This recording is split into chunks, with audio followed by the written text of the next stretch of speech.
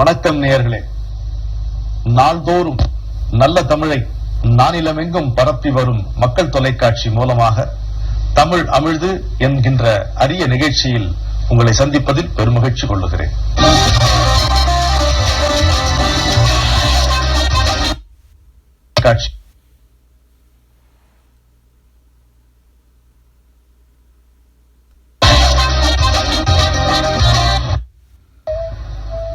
நாம் தமிழ் படித்துக் கொண்டிருக்கிறோம். திருக்குறளின் மூலமாக அதைவிட சிறந்த வழி வேறு இல்லை என்பதை நாம் அறிந்து கொண்டோம். ஒழுக்கமுடைமை அதிகாரத்திலே இப்பொழுது நின்று கொண்டிருக்கிறோம். அதிலே 2வது குறளை பார்ப்போம். பரிந்தோம்பி காக்க ஒழுக்கம் தெரிந்து ஓம்பி தேரினும் அஃதே துணை. இன்னொரு முறை. பரிந்து ஓம்பி காக்க ஒழுக்கம் தெரிந்து ஓம்பி தேரினும் அஃதே துணை. தேற்ற ஏகாரமா இருக்கு. ஒழுக்கத்தை வருந்தியும் போற்றி காக்க வேண்டும். பலவற்றையும் ஆராய்ந்து போற்றி தெளிந்தாலும் அந்த ஒழுக்கமே வாழ்க்கையில் துணையாக விளங்கும். அதுக்கு மேல ஒரு துணை இல்லை என்று அவர் அடித்து சொல்லுகிறார். அஃதே துணை. அதான் தேற்ற ஏகாரம் வலியுறுத்தி சொல்லும்போது அதுதான், அது மட்டுமே என்கின்ற பொருள் இதுல வருகிறது. அதனுடைய அழகம் பார்ப்போம். போன குறள்ல எப்படி சொன்னாரு? ஒழுக்கம் விழுப்பம் தரலாம், ஒழுக்கம் உயிரினும் ஓம்பப்படும். ஒழுக்கம் என்பது உயிரை விட பெரிதாக கருதப்படுவது. உயிரை விட பெரிதாக கருதப்படுவது. அதுக்கு என்ன காரணம்? அது பாருங்க. எப்படி ஒரு விஷயத்த போய் ஒரு நடத்தைய போய் உயிரை விட பெருசுன்னு சொல்ல முடியும் அப்படின்னு கேட்டா, இந்த உயிர் இருப்பதால் தான் நமக்கு வினைகள் வருகின்றன, வந்து சேர்கின்றன. இன்பமும் துன்பமும் நாம அனுபவிக்கிறோம்.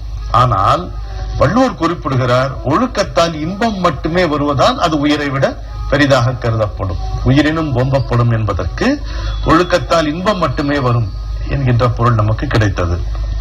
இந்த குறளில் பரிந்தோம்பி காக்க ஒழுக்கம் தெரிந்தோம்பி தேரினும் அஃதே துணை என்கின்ற குறளில் நீங்கள் எந்த விதமாக ஆராய்ந்து பார்த்தாலும் சரி, அறநூல்களை எல்லாம் அலசி தேர்ந்தெடுத்தாலும் சரி, ஒழுக்கம் தான் துணையாக வரும் என்று சொல்லுகிறார்.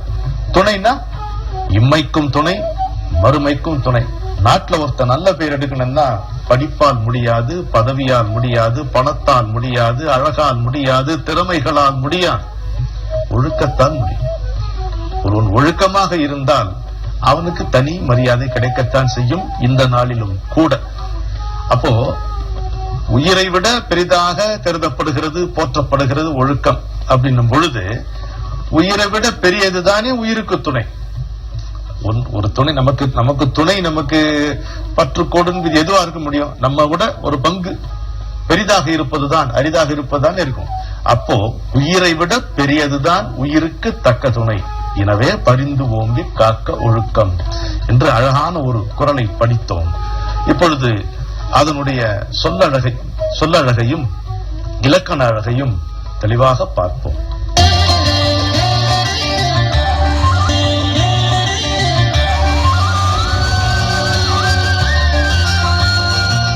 நல்ல ஒரு குறளை படித்தோம். பரிந்தோம்பி காக்க ஒழுக்கம் தெரிந்தோம்பி தேரினும் அஃதே துணை.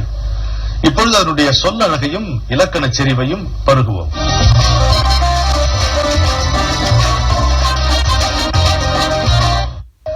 பரிந்து வருந்தி, அது இறந்த கால வினை எச்சமாகுது. வினை முற்று பெறவில்லை, எனவே அது எச்சம். வருந்தி எங்க இதை பயன்படுத்தியிருக்கிறார் இந்த சொல்ல? வேற ஏதாவது குறள்ல இருக்க?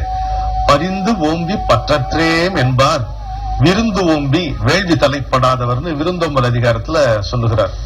அதாவது விருந்தோம்பலையே ஒரு வேள்வி, ஒரு யாகம் என்று குறிப்பிடுகிறார். அங்க அதை செய்யாதவர்கள், அந்த யாகத்தினுடைய அந்த வேள்வியினுடைய பயனை பெறாதவர்கள் ரொம்ப நாள் இந்த செல்வத்தை ரொம்ப சிரமப்பட்டு காத்து அதை இழக்கும் போது, அடடா நமக்கு ஒரு துணையும் இல்லாம போனோமே அப்படின்னு வருந்துவார்களாம். எந்த துணையும் இல்லாம போயிருச்சே. ஆனால் அவர்கள் விருந்தோம்பல் செய்திருந்தார்களானால் அந்த அறம் அவர்களை காத்திருக்கும். செல்வம் ஒருபோதும் அறமாக காக்காது. செல்வம் என்பது பகிர்ந்து கொள்ள வேண்டிய ஒன்று. விருந்தோம்பல் செய்வதற்காகத்தான் செல்வம். தாளாற்றி தந்த பொருள் எல்லாம் தக்கார்க்கு வேளாண்மை செய்த பொருட்டு, அதற்காகத்தான் செல்வமே இருக்கு நமக்கு. அதனால இந்த விருந்தோம்பல் செய்யாதவர்கள் கடைசியில தங்களுடைய செல்வத்தை இழந்து ஐயோ இப்படி துணை இல்லாம நிக்கிறோமே அப்படின்னு வருந்துவார்கள் என்று பற்றற்றே என்பார். அப்படியே அவங்க புலம்புற மாதிரியே அந்த சொல்ல பயன்படுத்தி இருக்கிறார்கள். பரிந்து என்கின்ற சொல் கூறுபடுத்தி அப்படிங்கிற பொருள் கூட வருகிறது. இன்பத்து பால்ல தெரிந்து உணரா நோக்கிய உண்கண் பரிந்து உணரா பைதல் உழப்பது எவன்கிறார். பைதல் உழப்பது எவன்? அந்த பெண் பிரிவாற்றமையில புலம்புகிறார். அன்னைக்கு இந்த மைதி உன் கண்ணா மை தீட்டிய கண். சில பேர் சொல்றாங்க உயிரை உண்ணும் கண். ரெண்டும் சரிதான், அவன் அனுபவம் அவனுக்கு. மை தீட்டப்பட்ட கண்கள் அவனை முதல்ல பார்த்தது. பார்க்கும் பொழுது இவன் பிரிந்து போக போகிறான் அப்படிங்கிறது தெரியாம போயிடுச்சு அதுக்கு, இல்லையா? அந்த புலம்பல் தான். இப்போ அந்த பிரிவாற்றாமை என்பது இந்த கண்ணால் தானே வந்தது.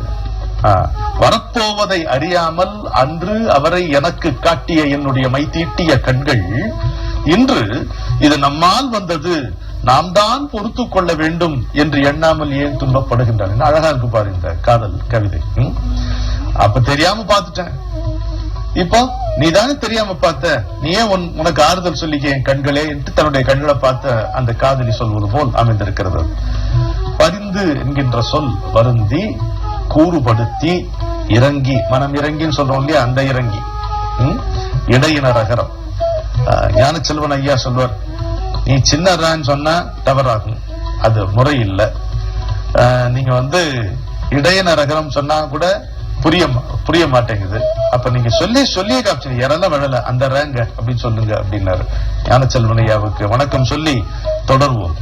இறங்கி என்கின்ற பொருளிலும் இந்த பரிந்து என்கின்ற சொல் குறளிலே பயன்படுத்தப்படுகிறது. இதே நெஞ்சோடு கிளத்தல் காமத்துப்பால் வருகிறது. தன்னுடைய நெஞ்சோடு தானே பேசுவது, புலம்பிக் கொள்வது. இருந்து உள்ளி என் பரிதல் நெஞ்சே பரிந்து உள்ளல் பைதல் நோய் செய்தார் கண்ணில். பைதல் நோய் செய்தார் கண்ணில். பைதல்னா துன்பம்.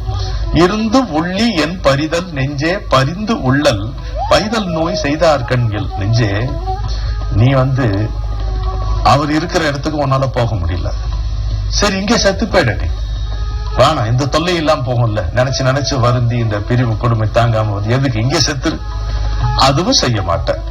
நீ அவர் வருவார், ஒருவேளை வருவாரோ, அவர் வரக்கூடும் அப்படின்னு சொல்லி நீ வருந்தி கொண்டே இருக்கிறாய். நான் சொல்றேன் கேளு, நமக்கு இந்த துன்பத்தை தருவதை காட்டிலும் நம்ம மேல அவருக்கு நல்ல எண்ணமே இல்லை. எப்படி இருக்கு பாருங்க.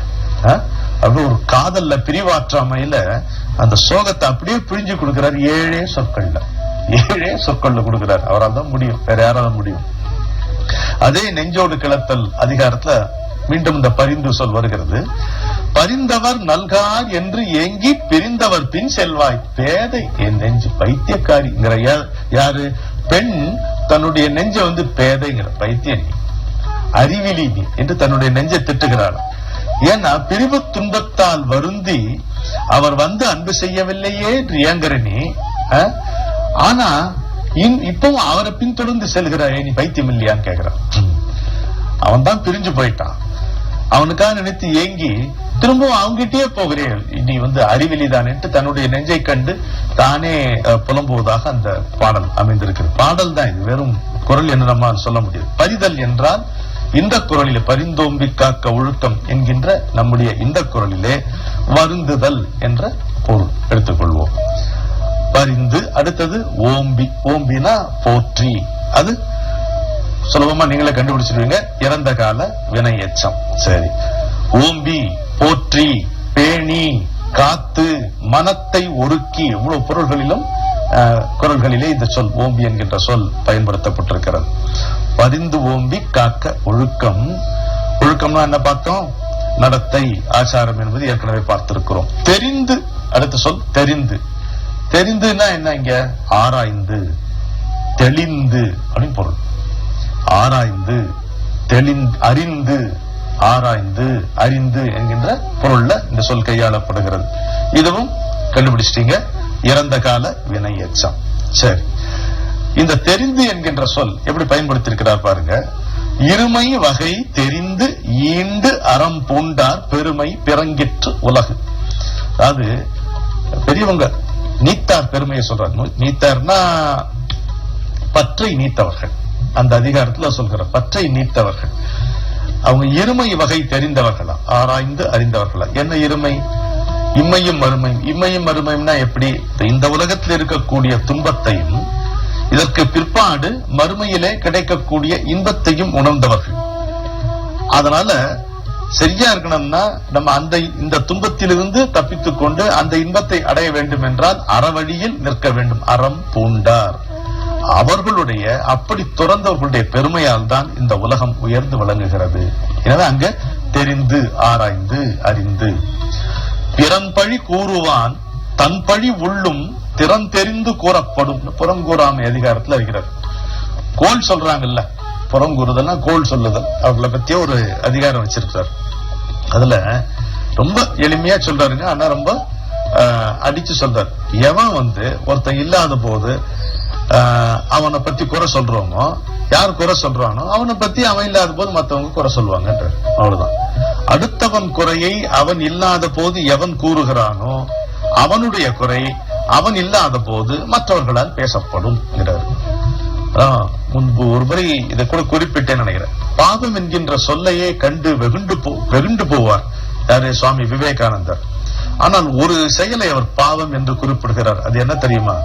ஒருத்தன் இல்லாத போது அவனுடைய முதுகுக்கு பின்னால அவனை பழித்து பேசுவது பாவம். Talking ill of a man in private is a sin என்று அவருடைய சொற்றொடர் வருகிறது. எனவே பிறன் பழி கூறுவான் தன் பழி உள்ளும் திறன் தெரிந்து கூறப்படும் அப்படின்னு சொல்றாரு. இன்னொன்னு பாருங்க, தெரிந்து தெளிதல் ஒரு அதிகாரம். ஒருத்தனுக்கு ஒரு வேலையை கொடுக்கணும்னா எப்படி அவனை நீங்க இன்டர்வியூ பண்ணணும், அவனை பத்தி நீங்க எப்படி தகவல் சேகரிக்கணுங்கிறத 2000 வருடங்களுக்கு முன்னால சொல்லியிருக்கிறாருங்க. நிறைய இருக்கு. அதுல இந்த தெரிந்துங்கிற சொல்லுவதனால ஒரு குரலை மட்டும் எடுத்து சொல்லலாம். அதாவது நீங்க இன்னைக்கு நிர்வாக இயல், மேலாண்மை, அதிகாரம் இதெல்லாம் சொல்றோம்ல, அதெல்லாம் அழகா சொல்லியிருக்கிறாங்க. அதுல இருந்து எடுத்து நம்ம பார்த்தோம்னா நமக்கு புரியும். ஒரு சின்ன மாதிரி பார்ப்போம். அறம் பொருள் இன்பம் உயிர் அச்சம் நான்கின் திறம் தெரிந்து தேரப்படும். ஒருத்தனை பத்தி எப்படி ஆராய்ந்து அவனுக்கு வேலையை கொடுக்கணும் அப்படின்னா, அறம் அவனுடைய தர்ம சிந்தனை எப்படி இருக்கு, பொருள் அவன் ரொம்ப பணக்காரனா ரொம்ப ஏழையா நடுத்தரமா எப்படி இருக்கிறான், அவனுடைய வசதி, இன்பம் இன்பத்தில் அவனுடைய நாட்டம் எப்படி இருக்கிறது, தலகுப்புற விழுறானா, அளவாக இருந்து அனுபவிக்கிறானா, அதுல அவனுக்கு ஆளுமை இருக்கிறதா அல்லது அதற்கு அவன் அடிமையாக இருக்கிறானா, இப்படி ஆராய்ந்து கொள்ள வேண்டும். உயிர்க்காக அஞ்சும் அச்சம், உயிர் ரொம்ப பயந்தவனா, தன் உயிருக்கு பயந்து கடமையிலிருந்து தவறி விடுவானா, மற்றவங்களை போட்டு கொடுத்துருவானா, இதெல்லாம் அறம் பொருள் இன்பம் உயிர் அச்சம். இந்த நான்கின் திறம் தெரிந்து தேரப்படும். தெரிந்துங்கிற சொல்லுக்க இந்த குரல் நம்ம பார்த்தோம். இந்த இடத்துல அவை அறிதல். ஒரு சபையில பேசும் பொழுது பழைய பாட்டு ஒரு மாபெரும் சபைதனில் நீ நடந்தால் உனக்கு மாலைகள் விழ வேண்டும், ஒரு மாற்று குறையாத மன்னவன் இவன் என்று போற்றி புகழ வேண்டும். கண்ணதாசனுடைய அருமையான பாடல். எப்ப வரும் மாலை? எப்ப விழும்? இடை தெரிந்து நன்கு உணர்ந்து சொல்லுக, சொல்லின் நடை தெரிந்த நன்மை அவர். ஒரு சொல் அது எந்த விதமான தாக்கத்தை ஏற்படுத்தும், பாதிப்பை ஏற்படுத்தும், எவர் மனதில் எல்லாம் எப்படி சென்று ஊடுருவும் என்று சரியாக தெரிந்துதான் ஒருத்த அவையில பேசும். சும்மா பேசிடக்கூடாதுங்கிறத சொல்லுகிறார் அவை அறிதல் அதிகாரத்தில். எனவே இடை தெரிந்து நன்குணர்ந்து சொல்லுக, சொல்லின் நடை தெரிந்த நன்மையவர் என்று சொல்லுகிறார். இப்படி தெரிந்து என்கின்ற சொல் பலவிதமாக பயன்படுத்தப்பட்டிருக்கிறது. தேரினும் அடுத்த சொல், தேரினும் ஆராய்ந்தாலும். இது எதிர்கால வினையச்சம். தேரினும் ஆராய்ந்தாலும் எதிர்கால வினையச்சம். இந்த 2 சொற்கள் பாக்கி. அக்தே அதுவே துணை, அதுதான் துணையாக இருக்கிறது. இந்த அக்தே என்று சொல்லும் பொழுது தேற்ற ஏகாரம் என்று இதை சொல்லுவார்கள். அடிச்சு சொல்லி வேற துணையே கிடையாது உனக்கு, அதுதான் அது மட்டுமே என்று அடித்து சொல்வதற்காக அக்தே போடுவார். சில குரல்ல சில இடங்கள்ல இந்த ஏகாரம் இல்லாமல் ஆனால் ஏகாரம் ஒலிக்கும். அதை எங்க ஆசிரியர் ரொம்ப அழகாக குறிப்பிட்டு சொல்வார். மதிப்பிற்குரிய அமரர் நாகநந்தி என்று அழைக்கப்படுகின்ற ஐயா திரு தி வேணுகோபால் அவர்கள் எப்படி சொல்வார்னு பாருங்க. அதாவது ஏகாரம் அந்த சொல்லுல இருக்காது, ஆனா அந்த தொனியில இருக்கும், கேட்கணும். புறந்தூய்மை நீரானமையும் அகந்தூய்மை வாய்மையாக காணப்படும். இவ்வளவுதான் குரல். அதுக்கு அவர் விலைக்கு சொல்லுவார், தம்பி நீ என்ன பவுடர் போட்டுக்க, சென்ட பூசு, இந்த உடம்பு அழுக்கு போகுமா? போகாது. இந்த புறத்துல உடம்புக்கு தூய்மை என்பது தண்ணீர் இருந்தாத்தான், தண்ணீர் பட்டால்தான் முடியும், குளிச்சாத்தான் முடியும். அப்போ நீரானே அமையும் காதல் விழுதா கேட்பார்.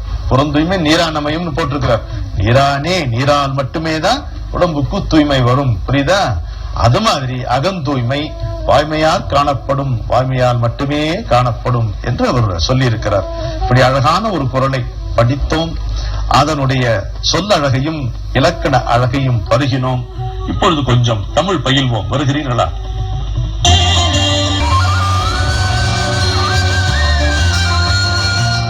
சொல்லில் உயர்வு தமிழ் சொல்லே என்று மார்தட்டிக் கொள்ளுவான் பாரதி. தமிழச்சியை காட்டிலும் இன்னொருத்தி அழகாயிருப்பதிலே எனக்கு சம்மதம் இல்லை என்பார். அவ்வளவு அழகான சொற்கள். தமிழ் பயில்வோம் என்றால் அந்த சொல்லின் அழகப்பம் எப்படியெல்லாம் அமைத்திருக்கிறார்கள். இந்த சொல் எத்தனை ஆண்டுகளுக்கு முன்பிருந்து இப்படி அழகான சொற்கள், பொருத்தமான சொற்கள், நெஞ்சை அள்ளுகின்ற சொற்கள் அமைக்கப்பட்டிருக்கின்றன பார்க்கும் பொழுது ரொம்ப பெருமிதமாக இருக்கிறது, பொறிப்பாக இருக்கிறது. பயில்வோம் வாருங்க.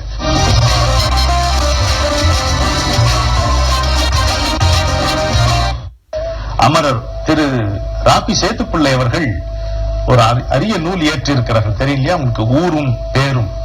அதுல குறிஞ்சி முல்லை 2 நிலங்களுடைய தன்மையை பத்தி பார்த்தோம். இன்றைக்கு மருதம் எடுத்துக்கொள்வோம். அந்த மருதத்துல நிலத்தை பற்றி பேசுவதற்கு முன்பு நீரை பற்றி பேசுகிறார். நீர்நிலைகள் இல்லையா? நம்ம எல்லாத்தையும் இன்றைக்கு வாட்டர் டேங்க் இப்படி சொல்லி பழக்கப்பட்டு போயிட்டோம். ஒவ்வொன்றுக்கும் ஒரு பேர் இருக்கு. இப்ப ஊருணி ஒரு இடத்துல சொன்னாரு. ஊருணி, குளம், ஏரி, கண்மாய், சமுத்திரம், மடை, அணை, கால், கால்வாய், வாய்க்கால், மதகு, எப்படி எத்தனையோ இருக்கு. ஒன்னொன்றுக்கும் ஒரு பொருள் இருக்கிறது. இது ஒன்று. இன்னொன்று, ஒரே பொருளை குறிக்கக்கூடிய வேறு வேறு சொற்கள் வேறு வேறு இடங்களில் கையாளப்படுகின்றன. சில மாநிலங்களில், சில மாநிலம்னு அவர் சொல்ல மாட்டார். அந்த நாள் அந்த பிரிவு கிடையாது. தொண்டை நாடு, சேர நாடு, நெல்லை, தஞ்சை அப்படின்னு சேத்துப்பிள்ளை அவர்கள் குறிப்பிடுவார்கள். ஒரே பொருளைத்தான் குறிப்பிடுகிறது. ஆனா ஒரு இடத்துல அது வேற விதமான சொல் மூலம் குறிப்பிடப்படுகிறது. அழகாக இருக்கும். அதே மாதிரி அந்த நீர்நிலைகளை பொறுத்தே அந்த நகரங்கள் அமைகின்றன. அந்த நீர்நிலைகளை பொறுத்தே அந்த நிலம் செழிக்கின்றன. ஊருக்கு பெயரும் அந்த நீர்நிலையை வைத்தே வருகிறது. இதெல்லாம் சேர்த்து அவர் அழகாக நமக்கு தொகுத்து கொடுத்திருக்கிறார். அதுல இன்றைக்கு எவ்வளவு முடியுமோ அதை நம்ம பார்ப்போம். ஆறு, இது முதல்ல எடுத்துக்கோம். நதிங்கிறோம். ஆறு, ஆறுங்கிறது என்ன அப்படின்னு பார்த்தோம்னா அதற்கு சேதுப்பிள்ளை அவர்கள் ஒரு அழகான விளக்கம் தருகிறார். குழந்தையை வளர்க்கிற தாயை போல மருத நிலத்தை வளர்ப்பது ஆறுங்கிறார். ஏன்னா இதோட அழகான ஓமை சொல்ல முடியுமா? நீர் இல்லைன்னா நிலம் உண்டா? நிலம் வாழுமா? அங்க செழிப்பு வளமை ஏதாவது நேருமா? அறுத்து செல்வதனால் அது ஆறு என்று ஒரு விளக்கம் தருகிறார். ஆறுனா அறுத்து செல், நிலத்தை அறுத்து செல்வது, அதனால் அது ஆறு. ஆறு என்றால் வழி. ஆறு என்றால் வழி. ஆற்றுப்படை, திருமுருக ஆற்றுப்படை எல்லாம் சொல்றோம் இல்லையா? ஆற்றுப்படை என்றால் வழிப்படுத்துதல், நெறிப்படுத்துதல், வழி, நல்ல வழியில் செலுத்துதல். அதற்கு ஒரு திக்கு திசை உண்டு, நோக்கம் உண்டு இல்லையா? இப்படித்தான் செல்ல வேண்டும். போட்டு வைத்த வழியில் போவதில்லை வெள்ளம். ஆனால் ஒரு நிச்சயிக்கப்பட்ட பாதையில் தான் நதி நெளிந்து வளைந்து நகர்ந்து இறுதியில் கடலை சேர்க்கிறது. அப்படி இருக்கிறது. எவ்வளவு அழகு பாருங்க. அறுத்து செல்வது ஆறு. ஆறு என்றால் வழி. ஆற்றுப்படை, அதாவது ஆற்றுப்படையின் ஆற்றுப்படுத்துதல், அதாவது வழிப்படுத்துதல், நெறிப்படுத்துதல், நல்ல வழியில் நம்மை கொண்டு சேர்த்தல், அப்படியே நம்ம கூடவே வருதல். இவ்வளவு பொருள்கள் இருக்கிறது. அதே மாதிரி நீரில்லா நெற்றி பாழ் என்பார்கள். அதுபோல் ஆறில்லா ஊருக்கு அழகு இல்லை என்பார்கள். இதை காட்டி ஐயா சேத்துப்பிள்ளை அவர்கள் சிலப்பதிகாரத்திலிருந்து 2 வரி இந்த காவேரியை பத்தி வர்ணனை வரும்போது அதை காட்டுகிறார். வாழி அவன் தன் வளநாடு மகவாய் வளர்க்கும் தாயாகி. எப்படி பாருங்க, மகவாய் வளர்க்கும் தாயாகி ஊழி உய்க்கும் பேருதவி ஒழியாய் வாழி காவேரி என்று காவேரியை இளங்கோடிகள் வாழ்த்துகிறார். மகவாய் வளர்க்கும் தாய் ஆறு. இன்றைக்கு நாம் அறிந்தே செய்கின்ற கொடுமை. நாம படித்தவர்கள் என்று சொல்லிக்கொள்ள எந்த விதமான தகுதியும் நமக்கு கிடையாது. எல்லா ஆற்றையும் நாம் பாழாக்கி விட்டோம்.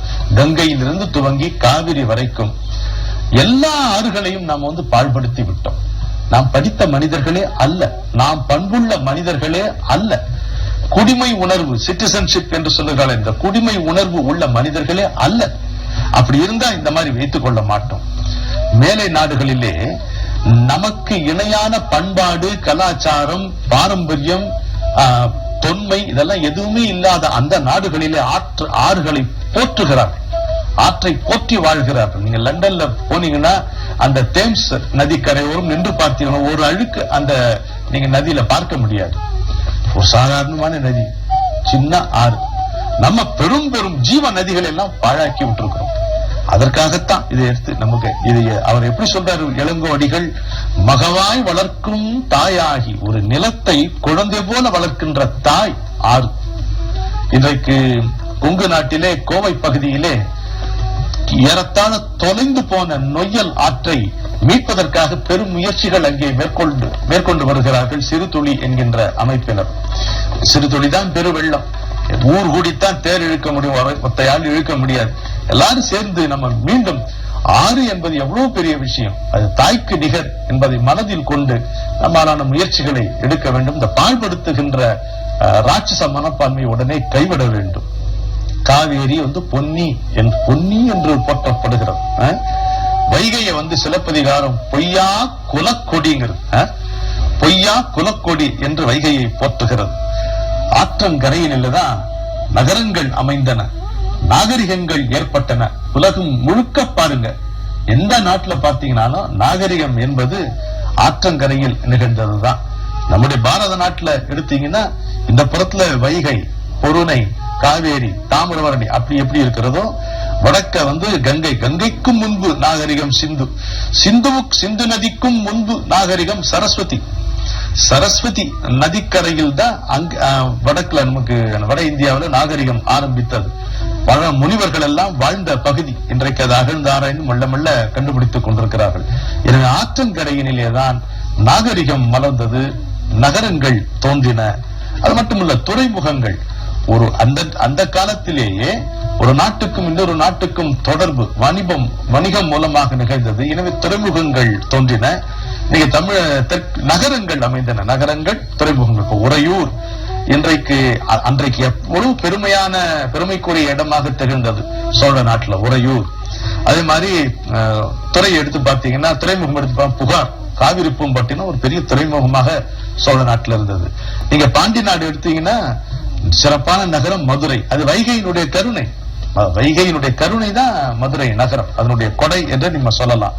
அதே மாதிரி பொருணை நதியினால் ஏற்பட்டதுதான் கொற்கை, அந்த துறைமுகம். கொற்கை துறைமுகம் நீங்க ரோமாபுரிக்கும் அந்த பாண்டிய நாட்டுக்கும் தொடர்பு இருந்தது, வணிக போக்குவரத்து இருந்ததுன்னா அது இன்றைக்கும் அதை கண்டுபிடித்து சொல்லும் பொழுது மெய் சிலிர்க்கிறது, பண்டை தமிழனுடைய அந்த ஆற்றலை நினைக்கும் பொழுது. அப்படியெல்லாம் நிகழ்ந்தன. ஆறுகளினுடைய சில அழகான பெயர்களை மட்டும் பார்த்து இன்றைய நிகழ்ச்சி நிறைவு செய்து கொள்வோம். தொண்டை நாட்டுல ஒரு ஆறு, பாலாறு, அது மேல ஓடாது, கீழே சுரந்து கொண்டே இருக்கும். சேத்துநாடு என்று ராமநாதபுரம், அங்க தேனாறு, அங்க எப்பொழுதுமே தண்ணீருக்கு பஞ்சம், ஒரு சொட்டு திவலை கூட தேனுக்கு சமானம், அதனால அது தேனாறு.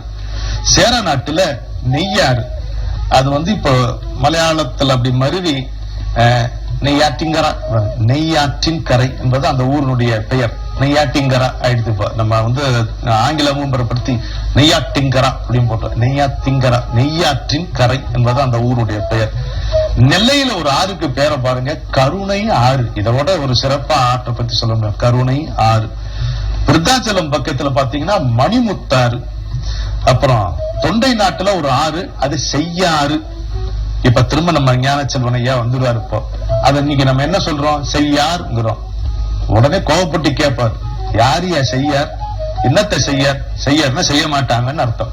அப்படியா சொல்றது ஒரு ஆற்றுக்கு பேரு செய்யாறு என்று. அப்போ சென்னை வழியாக செல்லுகின்ற நதி அடையாறு. ஒருபோது இனிமே அடையார்னு சொல்லாதீங்க. உங்க பின்னால் நின்று கொண்டு ஞானச்செல்வன் ஐயா யார் அடையார், எதை அடையார் அப்படின்னு கேட்பார். சரியா?